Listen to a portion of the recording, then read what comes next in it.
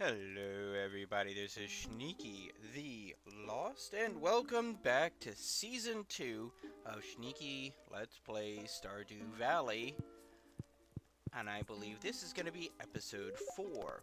So, it is Sunday, so we've got that, we learned how to cook stir-fry, it is Lewis's birthday, not that I really care at this point, and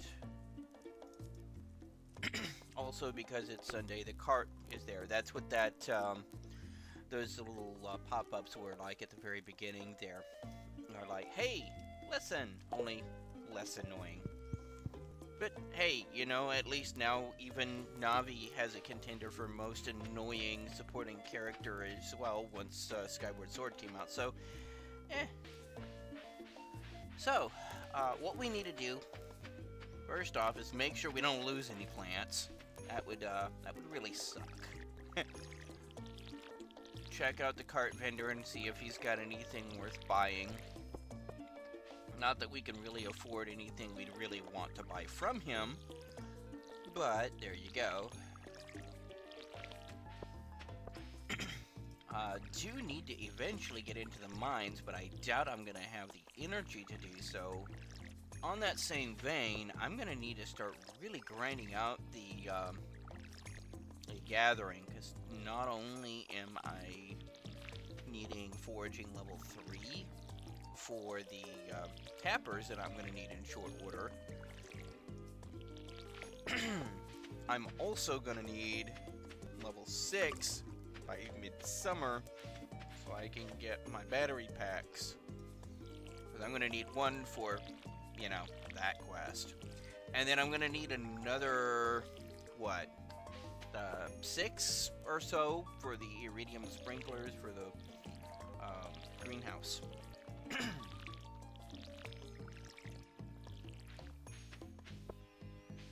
So, this is gonna be one of those kind of things, and I'm already at half energy, and this is before I've put those others down, which is kind of disconcerting.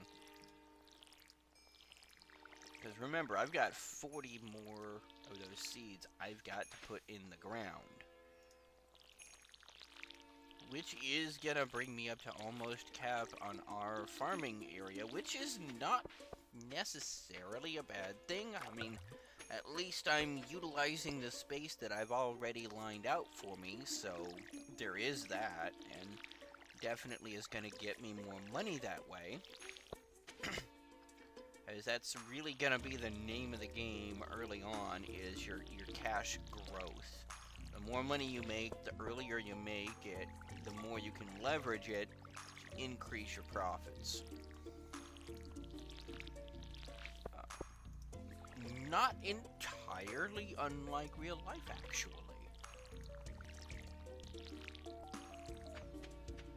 Yeah, we don't... Oh boy. Oh boy.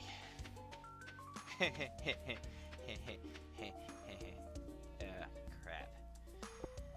Okay, so we definitely do not have the energy to plant those other 40 seeds, which is going to be a problem. It's actually going to be a pretty big one. Joy. Well, let's grab this guy, as we're going to take out more of these seeds. Aha, we have you, which was just mixed seeds. That was completely worthless. Get rid of you guys. Get rid of you. I'm betting that... Oh, okay. Acorn.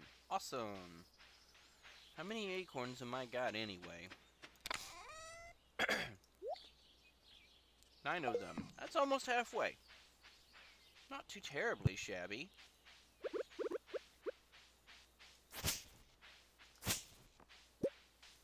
That's just gonna be a pine cone. So, let's check the cart vendor and then see where we can go from there.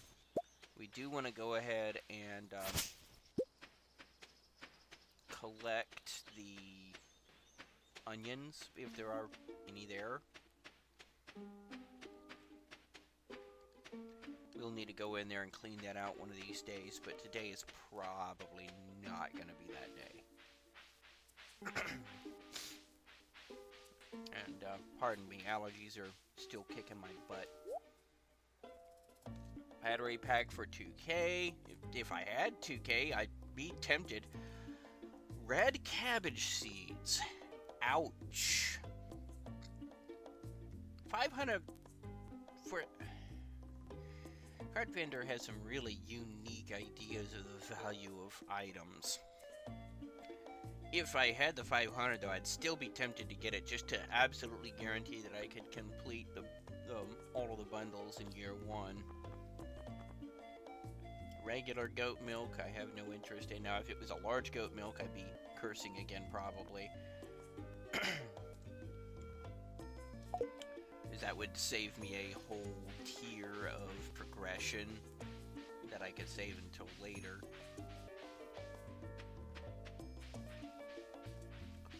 So, let's go ahead, see how many onions are out there. We're also clearing out some of these weeds. Because if you don't take care of the weeds, they will propagate, and that will be annoying.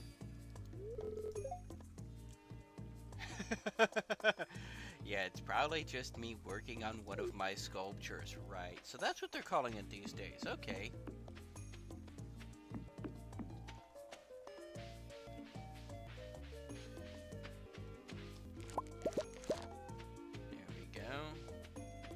I suppose that is actually one of the perks of dating Leah.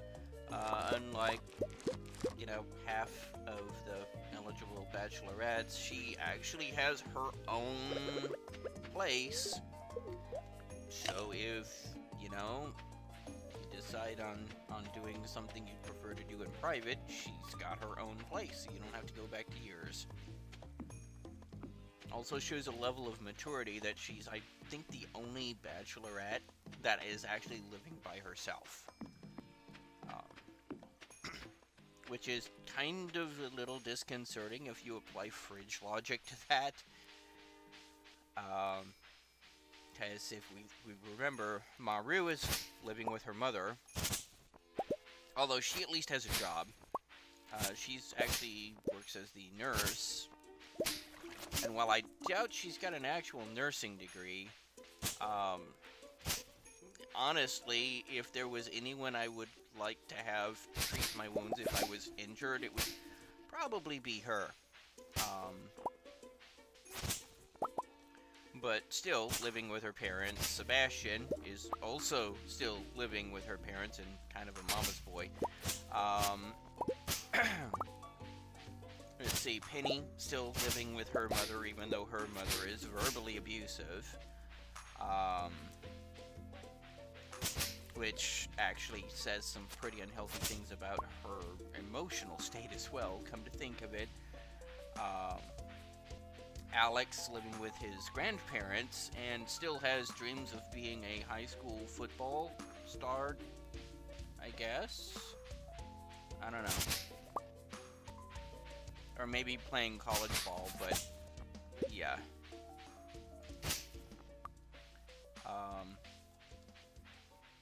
Yeah, and it's like, I mean, okay, Harvey is a mature guy, probably the oldest of the eligible bachelors or bachelorettes, actually, to be honest with you.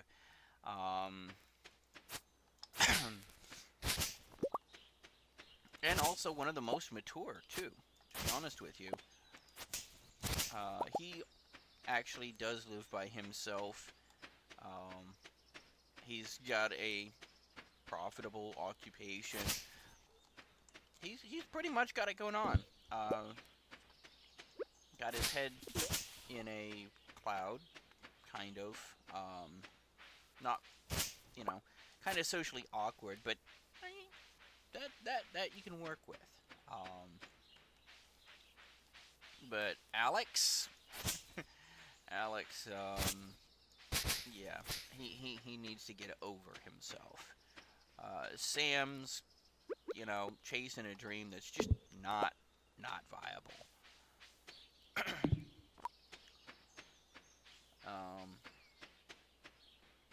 You know, of course, Haley and Emily, okay, they're living together, so they're not exactly by themselves, but at least give them credit, they're not living with their parents anymore.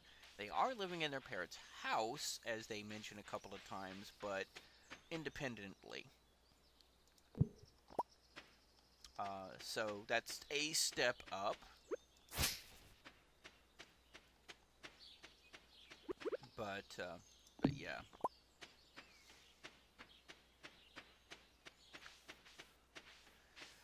So I've got a little bit of energy. I don't have enough to really get that going. Let's chop down a few more trees, shall we?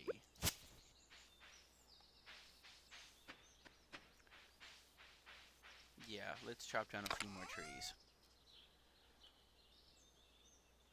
Put some of that up. We'll be focusing on oak trees because we need those oak seeds.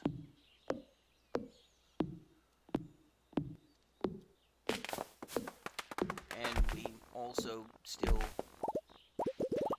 need wood.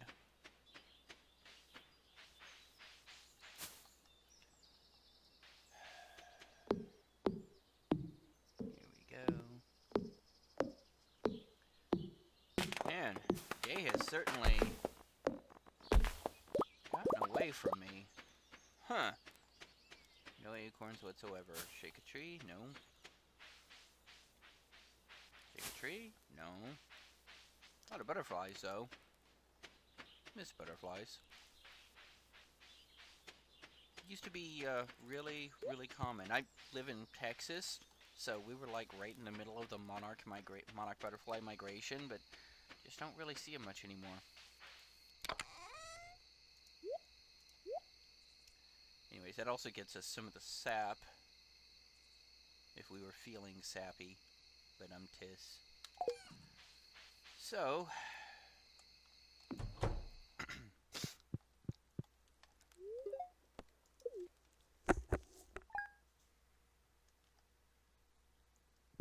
and now we're back to a Monday.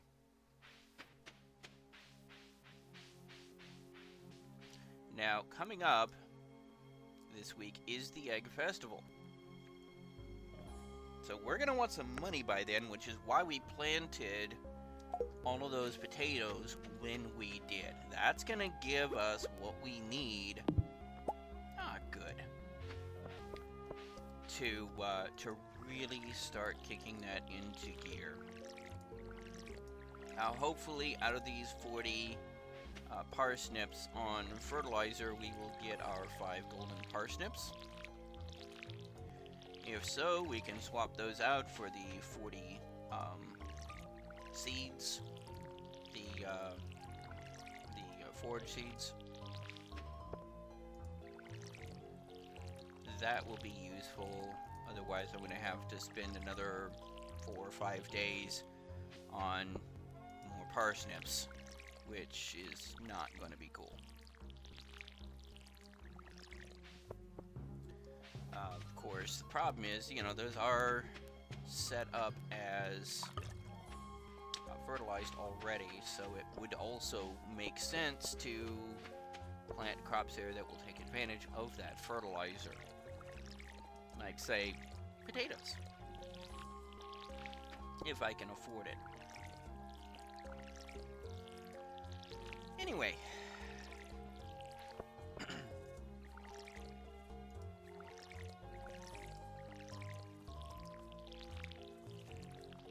Go. And of course, don't forget the cauliflower.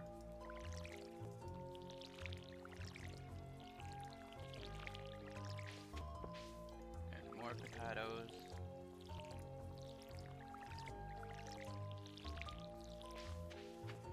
Yep, 60 potatoes is gonna bring me in a generous profit, but the endurance costs are gonna be significant at this moment.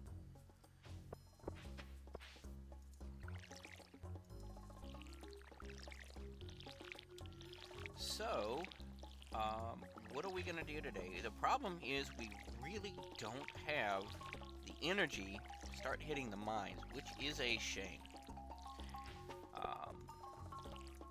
So about the only thing we can do is continue working to beautify our farm. And, nope. And, you know, forageables, that kind of stuff. And that is 10 acorns, 11 acorns.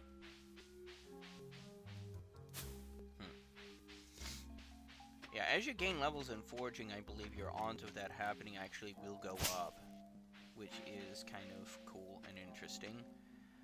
Let's go ahead and do the forage circuit, see what we can find just lying around. Not always the most profitable, unfortunately,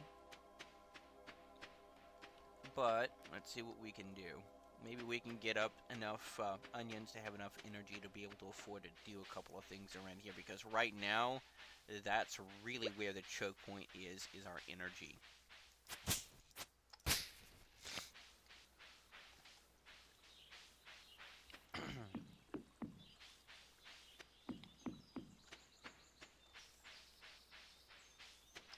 Some more onions, good. And now we have 2 foraging, which is not bad. We need more, obviously, but it's a good start. Today was actually pretty good for onions. Now we've got over 30 onions. That's actually not bad. Let's see what we can clear off at our farm, because we're going to need to do a few things. Oh, hello, Haley.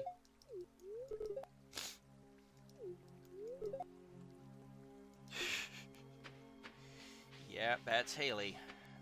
She does loosen up as you pursue a relationship with her, but good lord, she starts off about as shallow as a kiddie pool.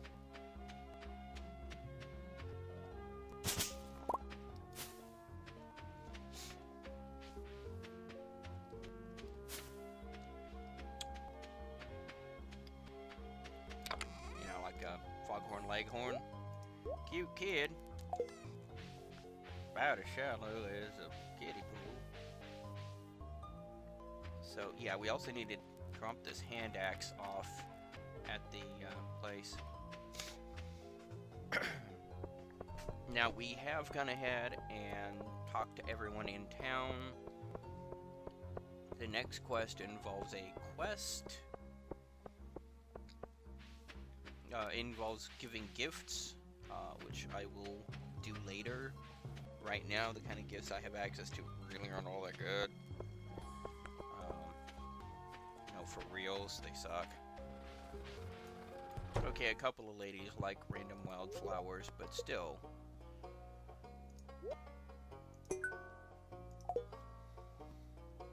There. Pardon me. Let's go ahead and just see if there's anything on the beach. It's Monday. Probably not. Actually, I should have come down here Saturday. But I don't think I did. Kind of a little busy. Oh, got a clam.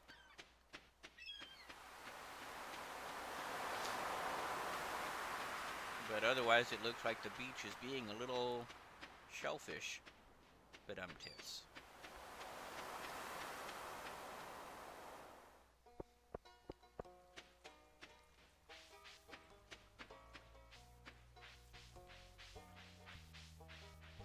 Okay.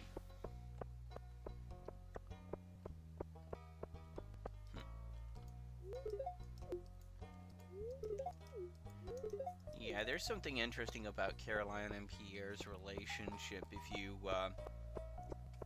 continue working your friendship with both of them, you find out a few interesting things. That their relationship is not as stable as it first appears.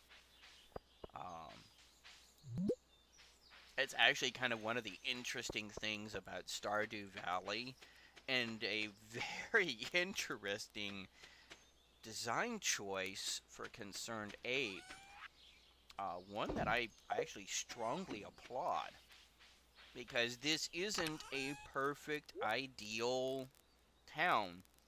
It's got its flaws, its warts, and its people have some pretty dirty secrets in some places. Um,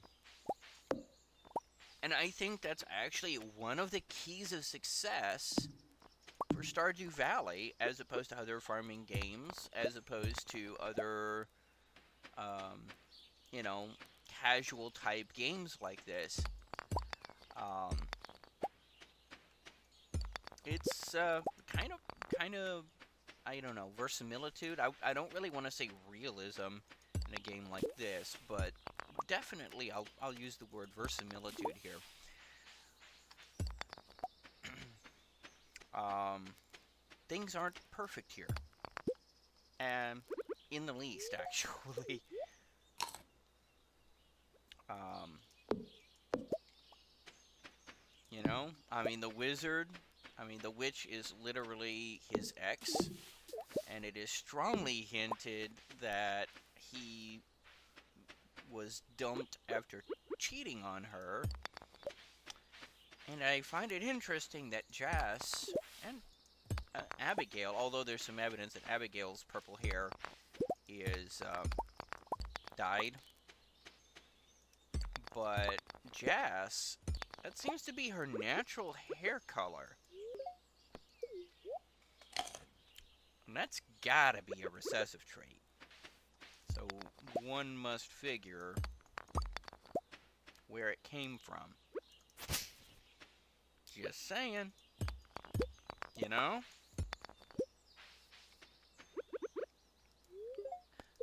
You've got the whole hidden relationship with Lewis and Marnie.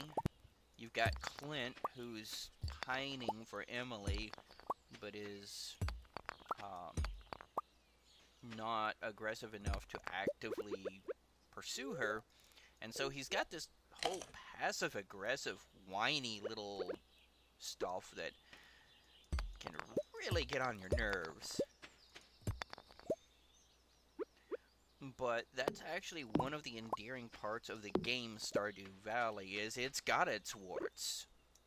You know, we're not living in a perfect scenario here.